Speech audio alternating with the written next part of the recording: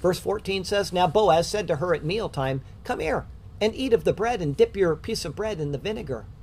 When it was time for the reapers and gatherers of the sheaves to eat, Boaz made sure that she was included in the meal as well.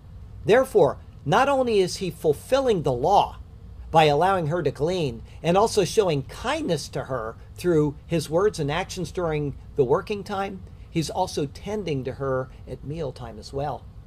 Does that make you think of anybody else in the Bible? Interestingly, according to John Gill, the Midrash, which is an ancient commentary on the book of Ruth, the Midrash gives an allegorical sense of these words and applies them to the Messiah and his kingdom, and interprets the bread as the bread of the kingdom and the vinegar of the chastisements and afflictions of the Messiah.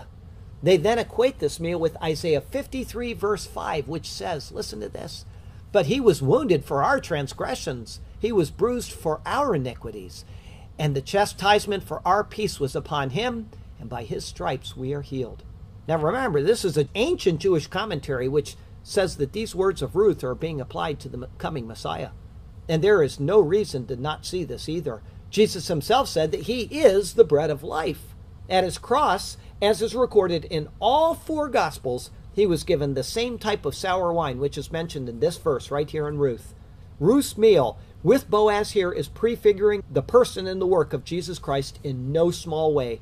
Especially we can discern this because after the bread and sour wine, we see the continuation of verse 14. Here's what it says. So she sat beside the reapers, and he passed parched grain to her, and she ate and was satisfied.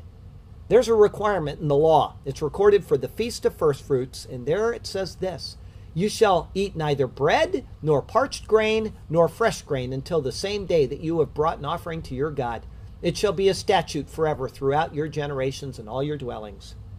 First came the bread and the sour wine, and then they partake of the parched grain. Now the bread would have been from last year's bread, and we know that because the wheat harvest hasn't happened yet. So this has to be bread from the previous year. So we have the bread, and we have the sour wine, and then the parched grain.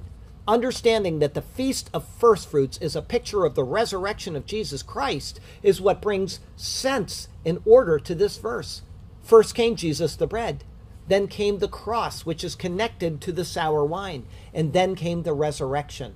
Only after this do we partake of the benefits of the harvest.